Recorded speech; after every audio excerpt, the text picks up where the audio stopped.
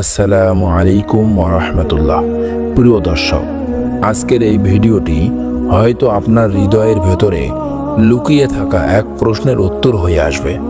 আমরা অনেক সময় দোয়া করি, রাত জেগে কাঁদি, সিজদায় মাথা রেখে বলি, ইয়া আল্লাহ কবুল করুন। কিন্তু দিন যায়, মাস যায়, বছর যায়, কোনো পরিবর্তন আসে না। তখন মনে প্রশ্ন জাগে, আল্লাহ কি আমার দোয়া শুনছেন না, নাকি আমি এতটাই গুনাহগার যে আমার দোয়া আকাশেই থেমে যাচ্ছে?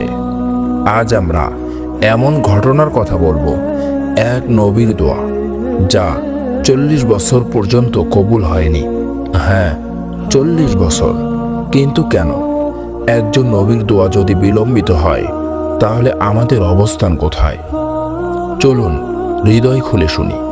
প্রথম অধ্যায়, দোয়া শুধু চাওয়া নয়, সম্পর্কের নাম। দোয়া মানে শুধু কিছু চাওয়া নয়, দোয়া মানে বান্দা আর রবের মধ্যকার এক গোপন আলাপ।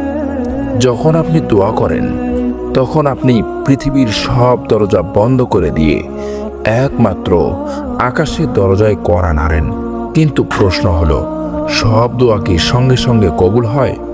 না, কিছু দোয়া সঙ্গে সঙ্গে কবুল হয়, কিছু দোয়া বিলম্বে কবুল হয়, কিছু দোয়া আখিরাতের জন্য জমা থাকে, আর কিছু দোয়া আল্লাহ তাআলা ফিরিয়ে দেন, কারণ তার ভিতরে আমাদের জন্য ক্ষতি লুকানো থাকে। কিন্তু আজকের ঘটনাটি ছিল অন্যরকম। দ্বিতীয় অধ্যায়, এক নবীর হৃদয়ের আর্তনাদ। এক নবী যিনি বছরের পর বছর তার কওমকে দাওয়াত দিয়েছেন, দিনে দাওয়াত দিয়েছেন, রাতে দাওয়াত দিয়েছেন, গোপনে দাওয়াত দিয়েছেন, প্রকাশ্যে দাওয়াত দিয়েছেন, কিন্তু মানুষ শোনেনি, উল্টো উপহাস করেছে, তাকে মিথ্যাবাদী বলেছে, পাথর ছুঁড়েছে, অপমান করেছে। এক সময় তার হৃদয় ভেঙে যায়। তিনি আকাশের দিকে তাকিয়ে বলেন, হে আমার রব, আমি ক্লান্ত, আমি অসহায়, আপনি বিচার করুন। এই দোয়া ছিল রাগের নয়, এটি ছিল ভাঙ্গা হৃদয়ের দোয়া। কিন্তু আল্লাহ তাআলা সঙ্গে সঙ্গে তা কবুল করলেন না। কেন? তৃতীয় অধ্যায়, 40 বছরের অপেক্ষা। ওই দোয়া আকাশে ঝুলে রইল। দিন গেল, বছর গেল, 40 বছর পর্যন্ত সেই কওমের উপর কোনো আযাব নেমে এলো না। কেন আল্লাহ তাআলা বিলম্ব করলেন? কারণ আল্লাহর একটি গুণ আছে, তিনি অত্যন্ত ধৈর্যশীল। তিনি চান না কোনো বান্দা ধ্বংস হোক, তিনি চান মানুষ ফিরে আসুক। এই 40 বছরে সেই কওমের অনেক শিশু বড় হয়েছে, অনেক নতুন মানুষ জন্ম নিয়েছে, কেউ কেউ গোপনে ঈমান এনেছে। যদি সঙ্গে সঙ্গে আযাব নেমে আসতো, তাহলে হয়তো অনেক নিষ্পাপ মানুষও ধ্বংস হয়ে যেত। আল্লাহ তাআলা অপেক্ষা করেছেন। চতুর্থ অধ্যায়, বিলম্ব মানে প্রত্যাখ্যান নয়। প্রিয় ভাই ও বোন, আপনি হয়তো 4 বছর ধরে দোয়া করছেন, হয়তো 10 বছর ধরে করছেন, বিবাহ হচ্ছে না, সন্তান হচ্ছে না, রিজিক বাড়ছে না, সমস্যা কাটছে না। আপনি ভাবছেন, আল্লাহ কি আমাকে ভুলে গেছেন?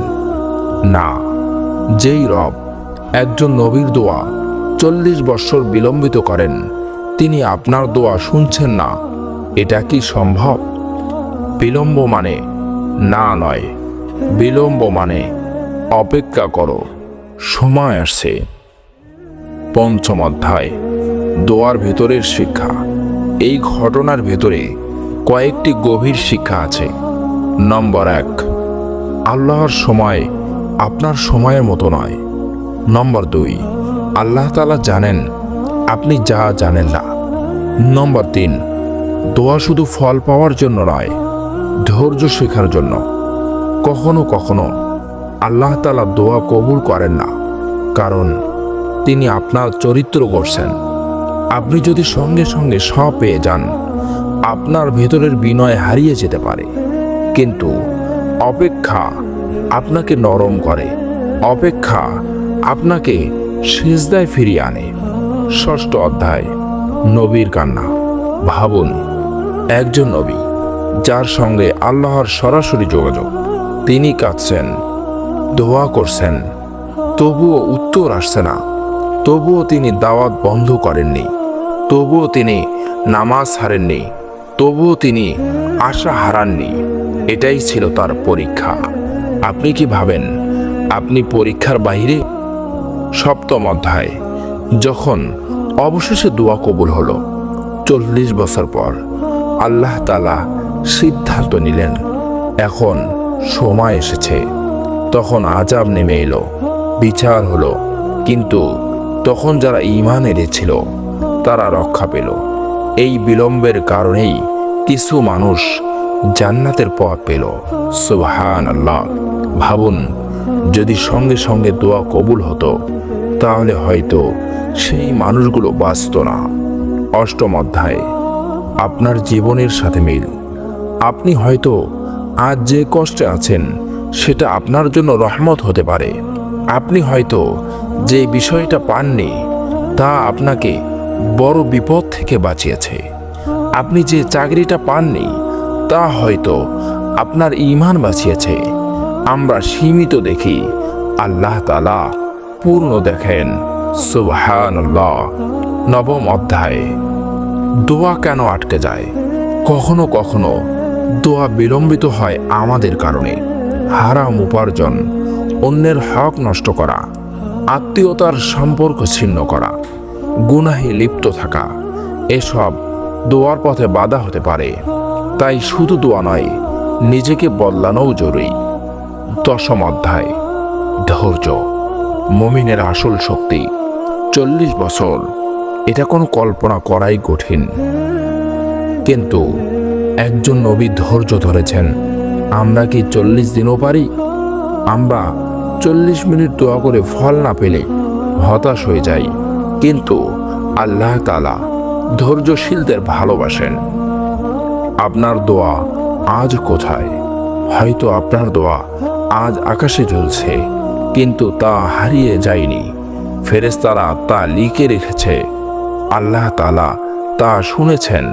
হয়তো সময় আসেনি, হয়তো আপনি এখনো প্রস্তুত নন, হয়তো আল্লাহ তাআলা আরো ভালো কিছু রাখছেন।